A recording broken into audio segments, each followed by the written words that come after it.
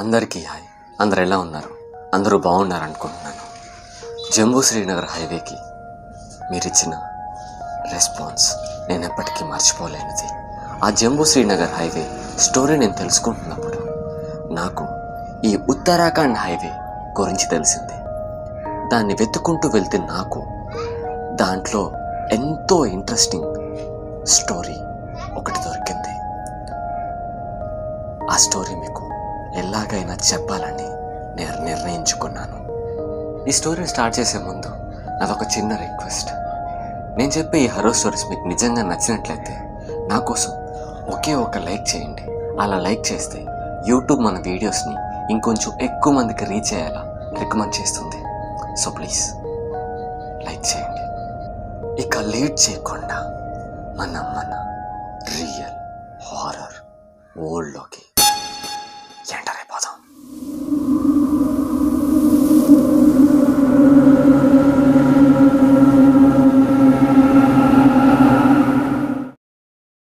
ఈ స్టోరీ మీకు తెలియాలంటే ఫస్ట్ స్వామికుట్టన్ ఎవరో మీకు తెలియాలి. స్వామికుట్టన్ ఒక కేరళ వ్యక్తి. తన భార్య 6 ఏళ్ల క్రితం చనిపోయింది. తనకు ఒక కూతురు కూడా ఉంది. ఇప్పుడు తను 6th క్లాస్ చదువుతుంది. తను చిన్నప్పటి నుంచి కూడా ఒక లారీ డ్రైవర్. ఏజెన్సీలో తన లారీని పెట్టుకొని యాపిల్ లోడ్లు వేసుకుంటూ రకరకాల ప్రదేశాలకి తను వెళ్తూ ఉంటాడు. వాళ్ళ భార్య చనిపోయిన తర్వాత తను ఒంటరైపోయాడు. తన కూతుర్ని ఒక హాస్టల్లో జాయిన్ చేశాడు. తను మాత్రం ఆ లారీ లోడ్ వేసుకొని ఊరూరు తిరుగుతూ జీవితంలో ఒంటరి పోరాటం చేస్తూ ఉండేవాడు. స్వామికుట్టన్ కూతురు పేరు సోని. చిన్నప్పుడే తల్లి చనిపోవటం వల్ల సోనీని హాస్టల్లో వేసేశారు. అమ్మ చనిపోయింది అనే మాట తను ఇంకా జీర్ణించుకోలేకపోతుంది. అమ్మ దూరం అయింది, పర్వాలేదు, కానీ ఆ టైంలో నానైనా దగ్గర ఉండాలి కదా. కానీ స్వామికుట్టన్ చేసే పని వల్ల స్వామికుట్టన్ తన కూతురికి దూరం అయ్యాడు. సోనీకి ఆ బాధ తనలో ఇంకా ఉంది. స్వామికుట్టన్ జీవితం ఇలా సాగుతుండగా ఒకరోజు తనకి ఒక రూట్లో యాపిల్ లోడ్ వేస్తారు. ఆ రూట్ ఉత్తరాఖండ్ హైవే. స్వామికుట్టన్ ఉత్తరాఖండ్ హైవేకి ఆ లోడ్ తీసుకెళ్లాలని నిర్ణయించుకున్నాడు. సాయంత్రం 7:30కి తన లారీతో తన ప్రయాణాన్ని మొదలుపెట్టాడు. తను ఇప్పటి వరకు ఎప్పుడు పయనించని ఓ హైవే అది. ఆ హైవే చుట్టూ ఉన్న ఎన్నో కథనాలు ఆ హైవేకి కొత్తగా వచ్చిన కుట్టన్కి తెలీదు. కుట్టన్ ఆ హైవే మీదుగా వెళ్తూ ఉంటాడు. సడన్గా తనకు ఒక ఫోన్ కాల్ వస్తుంది. ఆ ఫోన్ కాల్ తన కూతురు సోని హాస్టల్ నుంచి చేస్తుంది. 8 గంటల ప్రాంతంలో సోని ఫోన్లో ఇలా, నాన్న నన్ను తీసుకెళ్ళడానికి ఎప్పుడు వస్తావు? నేను ఇక్కడ ఉండలేకపోతున్నాను నాన్న, ప్లీజ్ నన్ను తీసుకెళ్ళిపో నాన్న అని ఎక్కి ఏడుస్తూ కుట్టన్తో చెప్తూ ఉంటుంది. కుట్టన్, మా నేను మొన్నే కదా చూసిపోయాను, ఎందుకు ఊరికే ఫోన్ చేసి నన్ను తీసుకుపో అని నన్ను ఇసిగిస్తావు? వస్తాలే ఒక వారం రోజుల తర్వాత, తన ప్రశాంతంగా పని కూడా చేసుకోనివా అని తన కూతురు మీద కుట్టన్ అరుస్తాడు. ఏడుస్తూనే తన కూతురు సోని ఫోన్ పెట్టేస్తుంది. కుట్టన్ ఆ ఉత్తరాఖండ్ హైవే మీదుగా వెళ్తూ ఉంటాడు. సమయం రాత్రి 11:15. అలా వెళ్తున్న సమయంలో కుట్టన్కి తన ఎదురుగుండా ఎవరో మహిళ ఎర్రచీర కట్టుకొని జడలో మల్లెపూలు పెట్టుకొని ఆ లారీని లిఫ్ట్ ఆపుతూ తనకు కనిపిస్తుంది. ఇంతరాత్రి వేళ ఒక మహిళ ఈ హైవే మీద ఎందుకుందా అని మొదట కుట్టన్కి అర్థం కాదు. సర్లే అని ఏ ఇబ్బందో అని కుట్టన్ ఆ మహిళ ముందు లారీ ఆపుతాడు. ఆ మహిళ ముందు కుట్టన్ లారీ ఆపగానే ఆ మహిళ తల ఉంచుకొని ఏమీ మాట్లాడకుండా రోడ్డు మీదే నిలబడుకొని ఉంటుంది. కుట్టన్ తనని చూస్తూ, ఏమా నీకోసం ఆపాను, బండి ఎక్కుతావా అని అడగ్గా ఏమీ మాట్లాడకుండా ఆ మహిళ లారీ వెక్కి కుట్టన్ పక్కన కూర్చుంటుంది. కుట్టన్ డోరు వేసుకొని బండి స్టార్ట్ చేసి ముందుకి పోనిస్తూ ఉంటాడు. అలా కొద్ది సమయం గడిచిన తర్వాత చాలాసేపటి నుంచి ఆ మహిళ ఏమీ మాట్లాడకుండా అలానే సైలెంట్గా ఉండటం కుట్టన్ గమనించాడు. కుట్టన్ మాట్లాడకుండా ఒక్క క్షణం కూడా ఉండలేడు. సో తనైనా ఏదో ఒకటి మాట్లాడదామని ఆ మహిళతో మాటలు కలిపాడు. ఏమా ఎక్కడికి వెళ్ళాలి, నువ్వు ఎక్కడ దిగుతావు అని అడగ్గా ఆ మహిళ సైలెంట్గా ఉంటుంది. కుట్టన్ మళ్ళీ, మా నిన్నే అడిగేది, ఎక్కడికి వెళ్ళాలి నువ్వు అని మళ్ళీ అడుగుతాడు. మహిళ చెయ్యిలా పైకెత్తి ఇంకొంచెం దూరం అని చెప్తుంది. ఆహా, నీ పేరేం పేరు, ఏ ఊరు నీది, ఇంత రాత్రి ఎలా, ఏడేం చేస్తున్నావు అని అడుగుతాడు. కుట్టన్ అడిగిన ఏ ప్రశ్నకి ఆ మహిళ సమాధానం చెప్పదు. సర్లే, నాతో మాట్లాడడం ఇష్టం లేకపోతే గమ్ముగానే ఉండు, ఏదో ఒంటరిగా ఉన్నావు, ఏదో ఒకటి మాట్లాడదాం అని మాట్లాడినా అంతే, తప్పుగా అయితే అనుకోకు అని కుట్టన్ అంటాడు.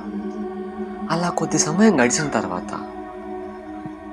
ఆ హైవే రోడ్ ఎండ్ అయిపోయి దగ్గరికి వస్తుంది. ఆ కుట్టన్ ఆ మహిళని, అమ్మా ఎక్కడికి వెళ్ళాలి నువ్వు అని మళ్ళీ అడుగుతాడు. ఇంకొంచెం దూరం అని చెప్తుంది. కొద్ది సమయం తర్వాత కుట్టన్ మళ్ళీ ఆ మహిళని, ఎక్కడ దిగాలమ్మా నువ్వు అని మళ్ళీ అడుగుతాడు. మళ్ళీ ఆ మహిళ ఇంకొంచెం దూరం అని చెప్తుంది. ఇప్పుడు కుట్టన్కి ఓపిక నశించిపోయింది. ఏమా ఎక్కడ దిగాలో కరెక్ట్గా చెప్పలేవా నువ్వు, ఇంకొంచెం దూరం అని, అసలు ఎక్కడ దిగాలి నువ్వు అని ఆ మహిళ మీద సీరియస్ అవుతాడు. ఆ మహిళ ఏమీ మాట్లాడకుండా అలానే తల ఉంచుకొని సైలెంట్గా ఉండిపోతుంది. ఛీ, అనవసరంగా ఒక పిచ్చిదాన్ని ఎక్కించుకున్నట్టున్నాను అనుకుని తిట్టుకుంటూ కుట్టన్ బండి తోలుకుంటూ ఉంటాడు. అదే సమయంలో ఆ మహిళ చెయ్యిలా పైకెత్తి, ఇక్కడే ఆపండి అని చెప్తుంది. కుట్టన్ సడన్ బ్రేక్ వేస్తాడు. ఆ మహిళ లారీ దిగుతుంది. ఆ రోడ్డు పక్కన ఉన్న ఒక మట్టి రోడ్డు గుండా తను ఒక అడవి లోపలికి వెళ్తూ ఉంటుంది. కుట్టన్కి అప్పుడే సడన్గా కుట్టన్కి టాయిలెట్ వస్తుంది. లారీ దిగి అలా చెట్లలో ప్రశాంతంగా తన పని తాను కానిస్తూ ఉంటే ఆ మహిళ మాత్రం ఆ అడవిలో ఆ మట్టి రోడ్లో లోపలికి వెళ్తూ ఉంటుంది. కుట్టన్కి అసలు ఏం అర్థం కాదు. ఇక్కడ ఒక ఇల్లు కూడా లేదు, ఆ మహిళ మాత్రం అడవి లోపలికి వెళ్తుంది. సరే నాకెందుకు వచ్చిందిలే అని లారీ దగ్గరికి వెళ్తూ ఉంటాడు. కానీ ఆ మహిళని మళ్ళీ ఒకసారి చూడాలని కుట్టన్కి అనిపిస్తుంది. అలా తల వెనక్కి తిరిగి చూస్తే ఆ మహిళ ఒక గుబురు ఏరులున్న ఒక పెద్ద మర్రి చెట్టు దగ్గరికి వెళ్తుంది. తన ఒంటి మీదున్న చీర ఇలా తీసి ఆ మర్రి చెట్టు ఊడలకి ఆ చీరని విసిరేసి ఆ చీర ఒకవైపు భాగాన్ని తన మెడకు చుట్టుకొని తన చేతితో తనే ఇలా అటువైపు ఉన్న తన బయటను పట్టుకొని అలా నిలబడుకొని ఉంటుంది. ఇదంతా చూస్తున్న కుట్టన్కి ఏం అర్థం కాదు. ఆ మహిళ అసలు ఏం చేస్తుంది అని అలానే చూస్తూ ఒక్క క్షణం ఉండిపోతాడు. ఆ మహిళ తన చీరని ఉరిగా వేసుకొని ఆ చీరని ఆ చెట్టు కొమ్మకి అవతల పక్కకు వేసి తన చేతులతో తనే ఆ అటువైపు చీరను పట్టుకొని నించొని ఉండటం కుట్టన్ చూశాడు. కుట్టన్కి అసలు తను చూస్తున్నది నిజమేనా అని అనిపించింది. ఒక్కసారిగా ఆ మహిళ తన చేత్తో పట్టుకున్న ఆ చీరని లాగి ఆ చెట్టు కొమ్మకి ఉరి వేసుకుంటుంది.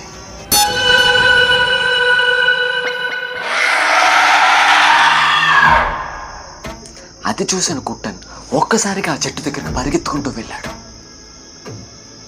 తన కాళ్ళు పట్టుకుని, ఏం జరిగిందమ్మా, ఏం చేస్తున్నావు అసలు నువ్వు, కింద దిగు అని అంటూ ఉంటే ఆ చెట్టు ఆ కాళ్ళు కిచకిచకిచకిచగా వణుకుతూ కొట్టుకుంటూ ఆ మహిళ ప్రాణం విలవిలలాడుతూ ఉంది. కుట్టన్ అదే పనిగా, మా ఒక్కసారి నా మాట విను, నువ్వు ఏ పరిస్థితులు ఇలా చేసుకున్నావు నాకు తెలీదు, కానీ ఒక్కసారి నేను చెప్పేది విను, వదిలేసి ఆ చేతితో పట్టుకుని చీరను వదిలేసి అని చెప్తూ ఉంటాడు. ఆ కాళ్ళు చేతులు ఒక్కసారిగా కొట్టుకోవడం ఆగిపోయాయి. అంటే ఆ మహిళ చనిపోయింది. కుట్టన్కి అసలేమీ అర్థం కాలేదు. తను చూస్తుంది నిజమేనా అనిపించింది. ఆ కాళ్ళు ఇలా పట్టుకొని ఇలా చేతులు కిందకి తీస్తూ తన ముఖాన్ని ఇలా చూస్తూ ఉన్నాడు. ఆ మహిళ ఆ మెడకి వేసుకున్న చీర ఇలా పడి ఉంటుంది. ఒక్కసారిగా తన తల పైకి లేపి అని నవ్వడం మొదలు పెడుతుంది. కుట్టన్ ఒక్కసారిగా షాక్ అయిపోతాడు. చనిపోయిన మనిషి నవ్వడం ఏంటి అని అక్కడి నుంచి పరిగెత్తుకుంటూ లారీ దగ్గరికి పరుగు తీస్తాడు. ఆ కుట్టన్ లారీ దగ్గరికి వెళ్ళే అంతసేపు ఆ మహిళ ఆ చెట్టుకు ఉరి వేసుకున్న అదే మహిళ ఒకటే పన్నిగా నవ్వుతూ ఉంది. అప్పుడు అర్థమైంది కుట్టన్కి, తను ఇంతసేపు ప్రయాణించింది, మాట్లాడింది, తన పక్కన కూర్చోబెట్టుకుంది మహిళ కాదు, ఆత్మని. కుట్టన్ పరిగెత్తుకుంటా లారీ దగ్గరికి వెళ్ళాడు. లారీ డోర్ తీశాడు. లారీని స్టార్ట్ చేసి ఫాస్ట్గా డ్రైవ్ చేయడం మొదలు పెట్టాడు. 1 కిలోమీటర్ వెళ్ళిన తర్వాత మీరు ఇది నమ్మరు, అదే మహిళ ఎర్ర చీర కట్టుకొని జడలో మల్లెపూలు పెట్టుకొని కుట్టన్ లారీని మళ్ళీ లిఫ్ట్ అడుగుతూ కనిపించింది.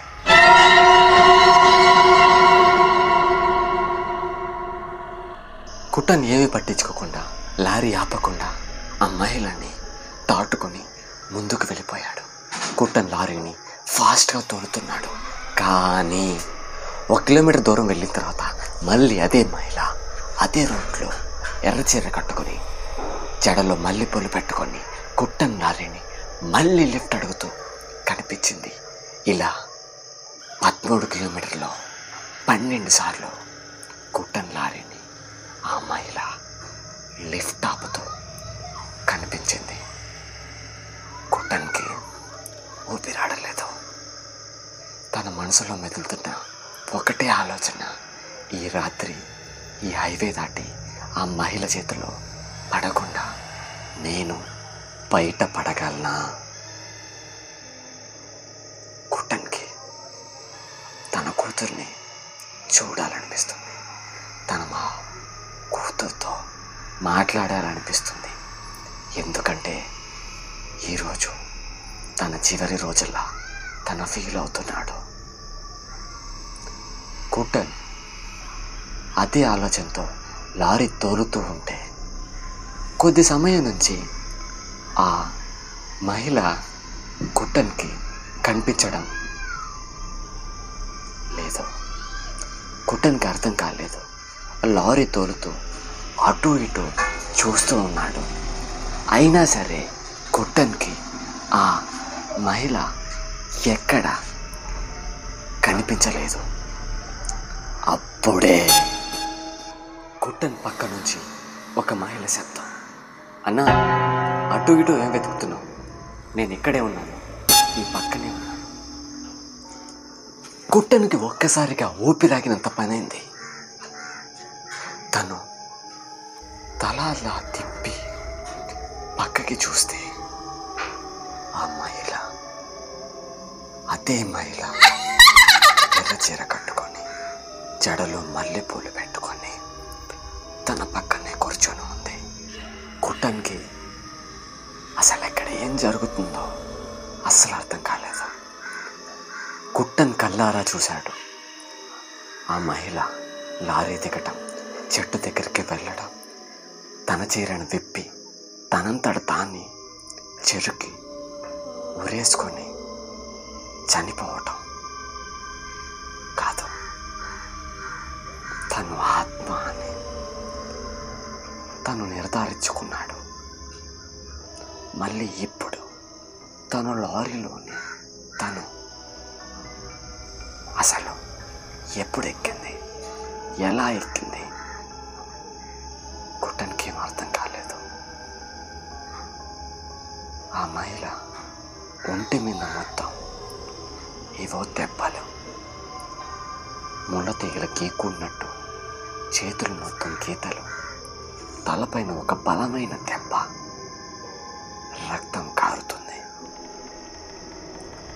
కుట్టన్ చూసి చూడనట్టు ఆ మహిళని చూస్తూ ఉన్నాడు. అప్పుడు ఆ మహిళ, అన్న చాలా దాహంగా ఉందన్న, చాలా దూరం నుంచి పరిగెత్తి వచ్చాను కదా, గొంతు ఆరిపోతుందన్న, కొంచెం మంచినీళ్ళు ఇస్తావా అని ఆ మహిళ కుట్టన్ని అడుగుతుంది. ఆ మాటకి కుట్టన్ ఎంతో భయంతో తన కాళ్ళ కింద ఉన్న ఆ వాటర్ బాటిల్ని ఆ మహిళ చేతికి ఇస్తాడు. తను మాత్రం స్టీరింగ్ పైన చేతులు వేసి రోడ్డు వైపు చూస్తూ లారీ నడుపుతూ ఉంటాడు. తన పక్క నుంచి వాటర్ తాగుతున్న శబ్దం అని శబ్దం వస్తూ ఉంటుంది. కుట్టన్ చూసి చూడనట్టు అలా ఆ మహిళని చూస్తే అక్కడ మహిళ ఉండదు.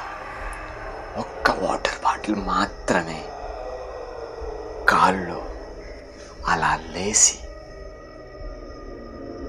ఆ వాటర్ బాటిల్ మొత్తం తిరిగి మళ్ళీ సీటు మీద కూడా పడట్లేదు. గాలిలోనే ఆగిపోతున్నాయి. బాటిల్లో నీళ్లు అయిపోతున్నాయి.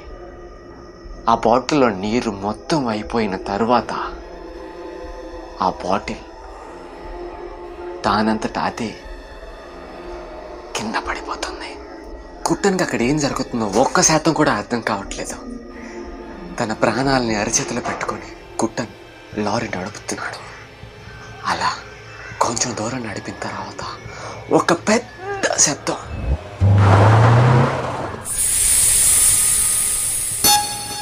కుట్టన్ లారీ దిగి కిందకు వచ్చాడు.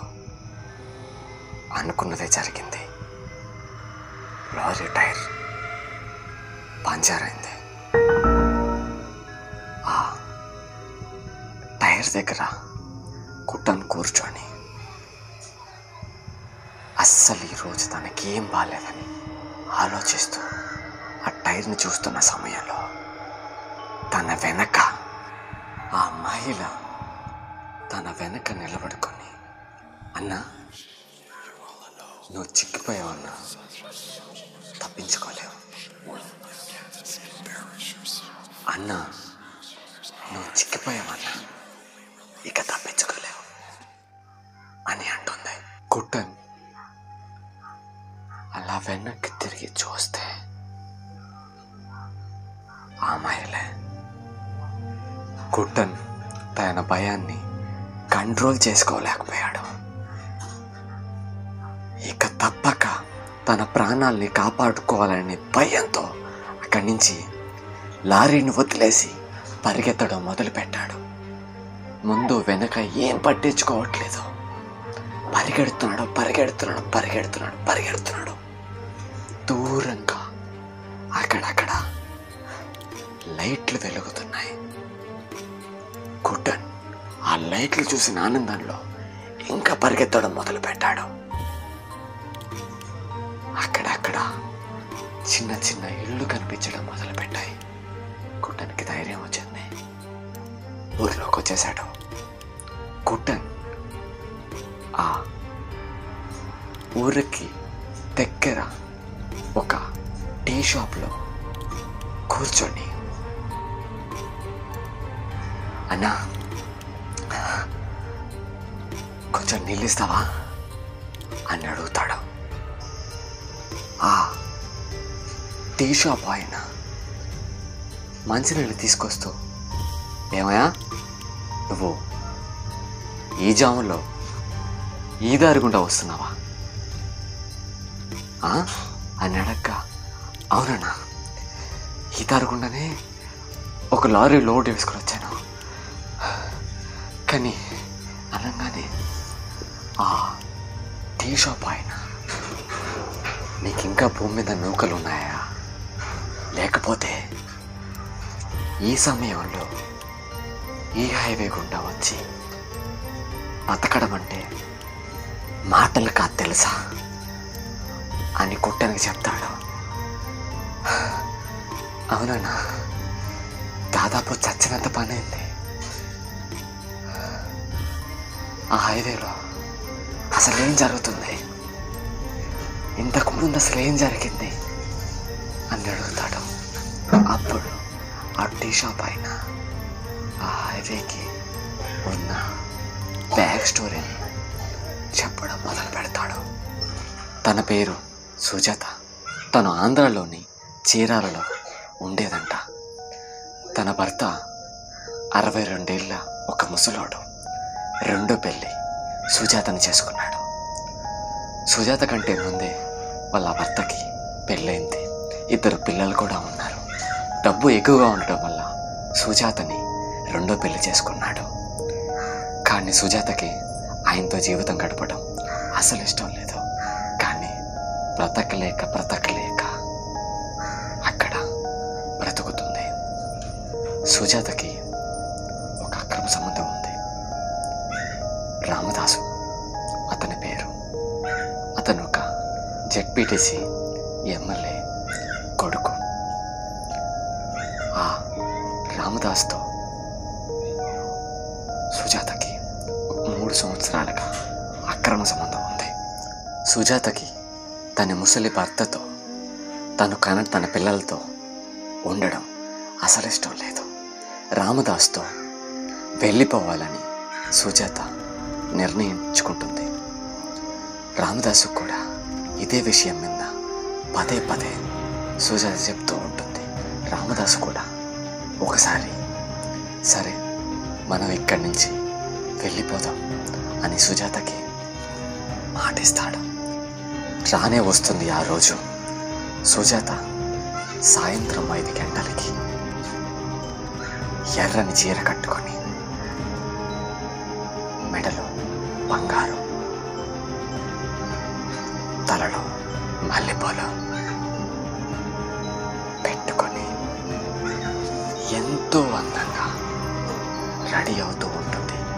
అప్పుడే తన ముసలి భర్త సుజాతని చూసి, సుజాత ఎక్కడికి రెడీ అవుతున్నా అని అడుగుతాడు. నేను హాస్పిటల్కి వెళ్తున్నా అని సుజాత చెప్తుంది.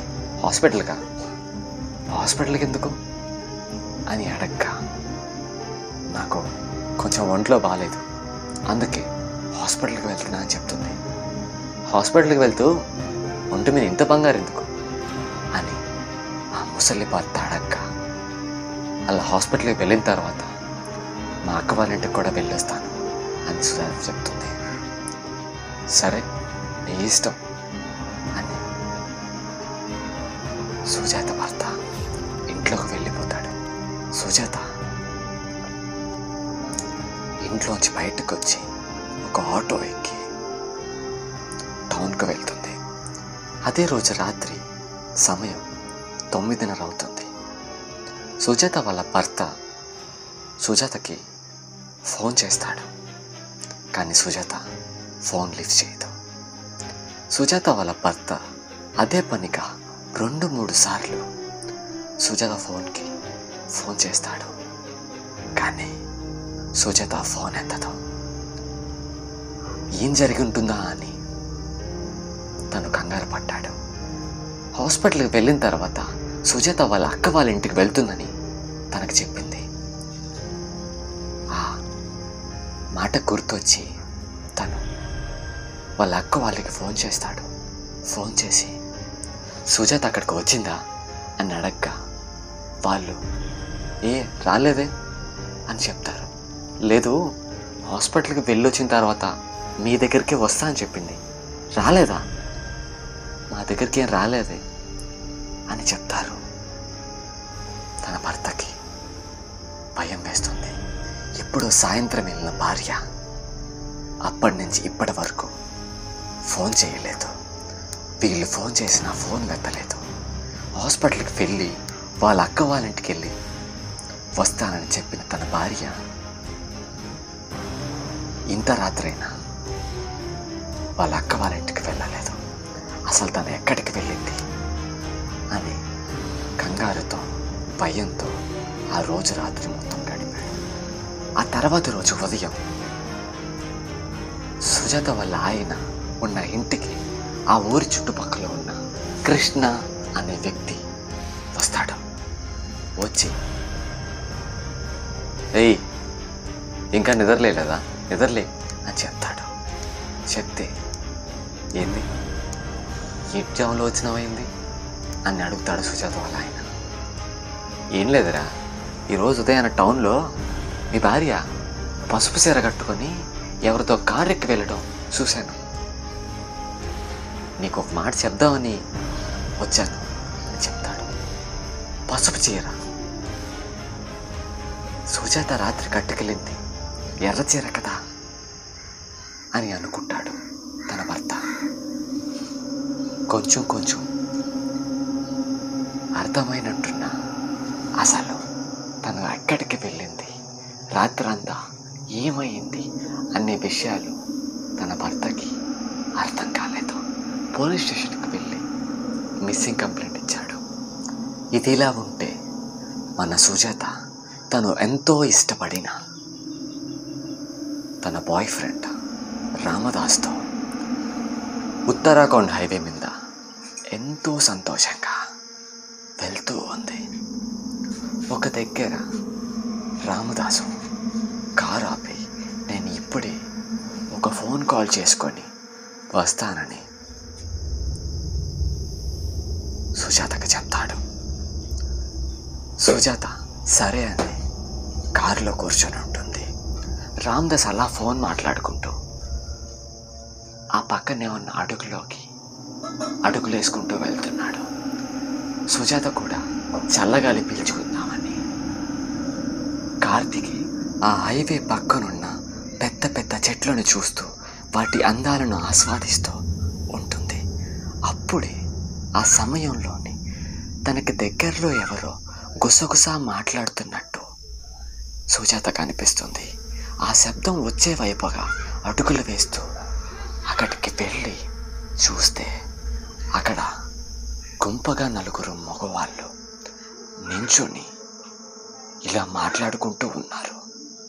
మామూలు ఫిగర్ అని చెప్పావు కదరా, కత్తి లాంటి ఫిగర్ రాది అని ఒకడు అంటుంటే మరి ఏమనుకున్నాను నా గురించి? ఆ పిల్లని పడేయడానికి నాకు 6 నెలలు టైం పట్టింది. 2000కి ₹1 తక్కువైనా దగ్గరకు కూడా రానివ్వను అని హరిదాస్ అంటున్నాడు. ఆ మాట విన్న సుజాత కన్నీళ్ళు రాలేదు, బాధ వేయలేదు. మనిషిగా తన మనసు ఆ మాట విన్న మరుక్షణం చచ్చిపోయింది. ఎందుకంటే తనకు ఒక కుటుంబం ఉంది. భర్త ముసలోడైనా ఉన్న పిల్లలు తన కడుపులోంచి పుట్టకపోయినా తనకి ఈ వాళ్ళందరినీ వదులుకొని ఈ రామదాస్ అనే మనిషిని నమ్మి ఇంత దూరం వచ్చిన సుజాతకి ఒక ఎదురు దెబ్బ తగిలింది. అప్పుడే ఆ సమయంలో అందులో ఉన్న ఒక మనిషి, నువ్వు చెప్పినట్టు ఆమె ఎంత పెద్ద ఫిగర్ అయినా షార్ట్కి 2000 అంటే కష్టమే అని చెప్తూ తన గురించి వాళ్ళు రేట్లు మాట్లాడుకున్న సమయంలో వాళ్ళ దగ్గర నుంచి ఎలాగైనా తప్పించుకోవాలని వెనక్కి తిరిగి పరిగెడుతున్న సమయంలో సుజాత కాళ్ళు ఒక ఎండిపోయిన కొమ్మ మీద పడుతుంది.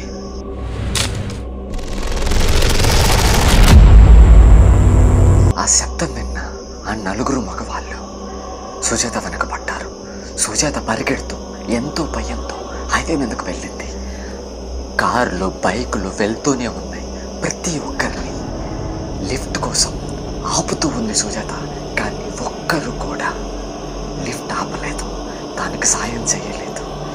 సుజాత అని ఆమె కాలు పట్టుకుంటా, నాకు సాయం చేయండి, బండాపండి అని వాళ్ళని ప్రాధేయపడింది.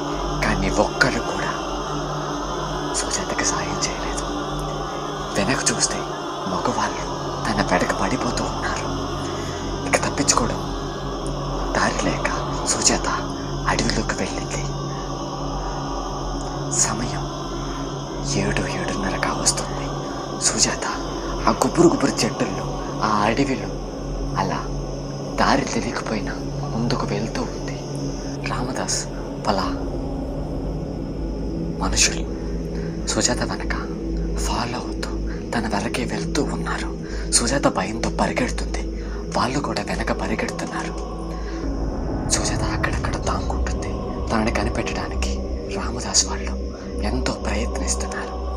అప్పుడు రామదాసు, ఏయ్ సుజాత, నీకు విషయం తెలిసిపోయింది, అయినా సరే మర్యాదగా వచ్చి లొంగిపో, అది నీకే మంచిది. మేమే మా అంతట కనిపెట్టామంటే నీకు చావు తప్ప మరో దిక్కు లేదు అని చెప్తాడు. సుజాత ఎంతో భయంతో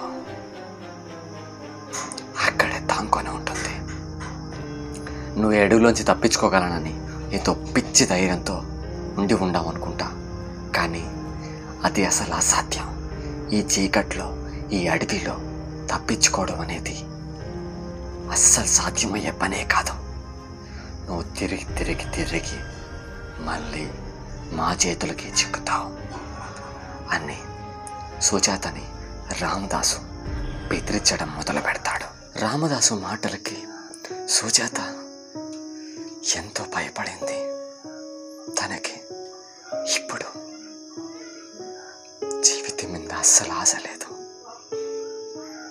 తను ఇక్కడి నుంచి తప్పించుకోలేదని నిజాన్ని తను అర్థం చేసుకుంది. వాళ్ళ చేతులకి చిక్కి తన శీలాన్ని కోల్పోయి వాళ్ళ చేతుల్లో చచ్చిపోవడం కంటే తనంతట తనే చనిపోవటం ఉత్తమమని సుజాత అనుకుంది. సుజాత తను దాక్కున్న ప్రదేశం నుంచి బయటకు వస్తుంది. అలా అడుగులో అడుగు వేసుకుంటూ ఒక పెద్ద మర్రి చెట్టు దగ్గరికి వెళ్తుంది. అక్కడికి వెళ్ళిన తర్వాత రామదాస్ వాళ్ళు సుజాతని దూరం నుంచి చూస్తారు. ఏయ్ సుజాత, అక్కడే ఉండి వస్తున్నాం అని అరుస్తారు. కానీ సుజాత మాత్రం ఏమీ భయపడకుండా, కొంచెం కూడా కదలకుండా అక్కడే నిలబడి ఉంటుంది. తన ఒంటి మీద ఉన్న ఆ ఎర్ర చీరను తీసి ఆ మర్రి చెట్టు కొమ్మకి ఇసిరేసి తన చేసుకొని తన చేత్తో తన్ని ఆ చీరను లాక్కొని చనిపోతుంది. ఆ దృశ్యాన్ని చూసిన ఆ రామదాసు వాళ్ళ మనుషులు భయంతో అక్కడి నుంచి వెళ్ళిపోయారు. ఇదేనయ్యా ఈ ఉత్తరాఖండ్ మిస్టరీ అని ఆ టీ షాప్ ఓనర్ కుట్టన్కి చెప్తాడు. కుట్టన్, అవునన్నా, నేను కూడా నువ్వు చెప్పినట్టే ఆ మహిళ పేరేమన్నావు? సుజాత కదా? ఆ సుజాత అదే మర్రి చెట్టు దగ్గరికి వెళ్ళి తనంతట తను ఊరేసుకోవడం నా కల్లారే నేను చూశాను అని చెప్తాడు. ఓహో, చాలా అదృష్టవంతుడే నువ్వు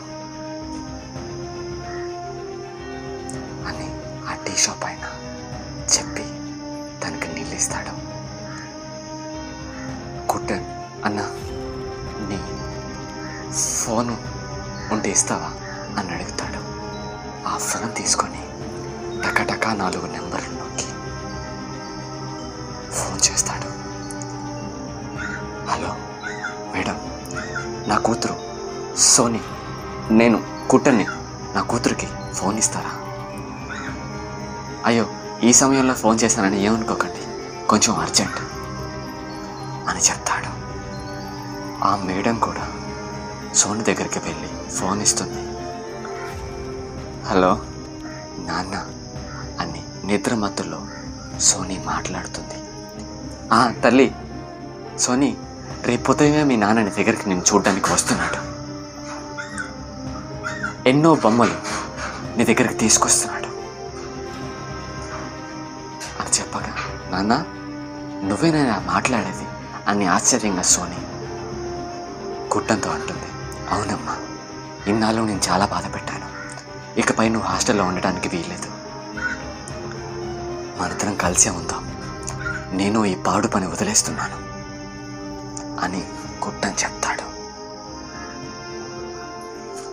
ఇక్కడితో కథ ముగిసిపోతుంది. ఇదే స్వామి కుట్టన్ లైఫ్లో జరిగిన ఒక రియల్ హారర్ ఇన్సిడెంట్. ఇదంతా నిజమా అని మీకు డౌట్ రావచ్చు. నిజమే. ఒక్కసారి గూగుల్లోకి వెళ్ళి ఉత్తరాఖండ్ హైవే అని కొట్టండి. ఒక ఎర్ర చీర కట్టుకున్న మనిషి లిఫ్ట్ ఆపుతూ కనిపిస్తుందని, లిఫ్ట్ ఆపిన వాళ్ళని భయపెడుతుందని, లిఫ్ట్ ఆపని వాళ్ళని వాళ్ళంతటి వాళ్ళే యాక్సిడెంట్ జరిగి చనిపోయేలా చేస్తుందని ఎన్నో కథనాలు మీరు వినొచ్చు, మీరు చదవచ్చు. ఈ సుజాత హారర్ స్టోరీ నిజమే. ఎవరు నమ్మినా నమ్మకపోయినా ఈ వీడియో ఎంతసేపు చూసారంటే ఎంతో కొంత ఇంట్రెస్టింగ్ అనిపించిందని అనుకుంటున్నాను. అలా ఇంట్రెస్టింగ్ అనిపిస్తే నా కోసం ఒకే ఒక లైక్ చేయండి. లైక్ చేయమని ఎన్నిసార్లు ఎందుకు అడుగుతున్నానంటే, మీరు చేసే ఒకే ఒక లైక్ వల్ల యూట్యూబ్ మన వీడియోని ఇంకొంచెం ఎక్కువ మందికి రీచ్ అయ్యేలా రికమెండ్ చేస్తుంది. సో ప్లీజ్ లైక్ చేయండి. ఈ వీడియో ఎలా అనిపించింది? ఉత్తరాఖండ్ హైవే మీకు నచ్చినట్లయితే ఎలా అనిపించిందో కామెంట్ చేయండి. మీ ఫ్రెండ్స్లో ఎవరికైనా హారర్ స్టోరీస్ ఇంట్రెస్టింగ్ అనిపిస్తే ఈ హారర్ స్టోరీని వాళ్ళకి షేర్ చేసి సపోర్ట్ చేయండి. అలాగే మన ఛానల్ని సబ్స్క్రైబ్ చేసుకొని ఆ బెల్ ఐకాన్ క్లిక్ చేస్తే నాకు ఇంకొన్ని వీడియోస్ చేయడానికి బూస్ట్ అండ్ మోటివేషన్లా ఉంటుంది. See you soon. మరొక వీడియోతో మళ్ళీ కలుసుకుందాం.